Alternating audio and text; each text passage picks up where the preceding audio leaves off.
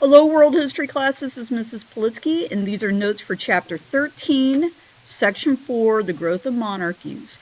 And you will need your guided notes to complete this.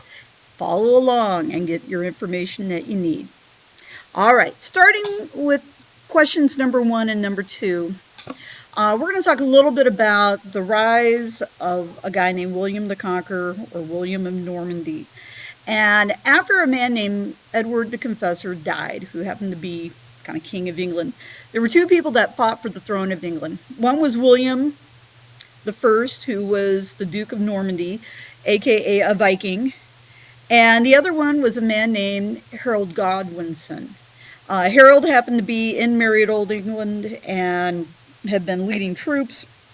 He rushed to the side of Edward, claimed the throne. William eventually conquers by invading England from France. So, in number 2, William the First of England, aka William the Conqueror, won the crown for England at what is known as the Battle of Hastings. This was a battle that took place in the year 1066. In number 3 and number 4, King William I, or William the Conqueror, created a new nobility in England to reward his Norman soldiers, or those soldiers that were from Normandy, who fought for him. This helped ensure that the nobles were loyal to him instead of King Harold.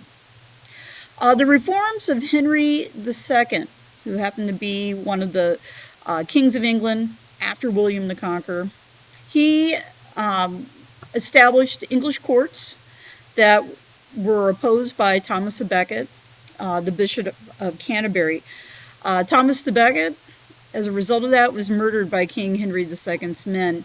And if you start looking at Catholic history, you'll find that Thomas à Becket, because of his stand that he took against the nobility, is remembered as a saint. In number 5, nobles rebelled against a man named King John because he wanted to place a tax on the nobility. John was forced to meet with his nobles at a place called Runnymede.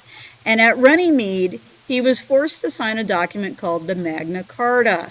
The Magna Carta is also known as the Great Charter, and this established the principle of limited government.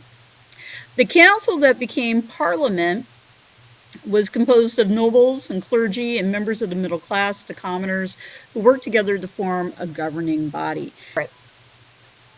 Taking a look at questions 7 and 8, the most revolutionary part of the Magna Carta was that the idea that no one, not even the king, was above the law. Number 8, French kings increased their powers over feudal lords by encouraging townspeople and the clergy to become advisors to the royal courts. Towns were allowed to become self-governing, territory was acquired through marriage and war, and armies were controlled by the king. Number 9 and number 10. The Holy Roman Empire was weak by this time in history, near the 11th century, because this was not a unified kingdom. Each new emperor needed the support from each separate state, and that was not easy to do. The main point of conflict between the Pope and the leaders of the Holy Roman Empire was that the Holy Roman Emperor claimed the right to influence who would become the next Pope. And the Pope claimed the right to appoint and depose the different kings. In a document known as the Concordat of Worms, and Worms is actually a city which is in Germany, the Holy Roman Emperor was allowed to appoint bishops and to grant them land. The Pope was allowed to say have a say in this, and to reject unworthy candidates. Number 11 and number 12. Christian efforts to remove Muslims from the Iberian Peninsula, which is present-day Spain and Portugal, was known as the Reconquista. This idea that, Christians in general should, for the most part, be ruling over Europe became kind of an issue. And eventually in Spain, there's going to be something known as the Spanish Inquisition. getting rid of those people who are heretics towards the Catholic or the Christian faith. Number 12, Spain united under the rulers of Aragon and Castile. The families eventually married, and Spain became one of the strongest countries in Europe. Does anybody know who those two rulers are? They're actually names of groups that you guys have on your group handout. Ferdinand and his wife, starts with an I. Isabella, very good. Perfect. All right, those are your notes for today.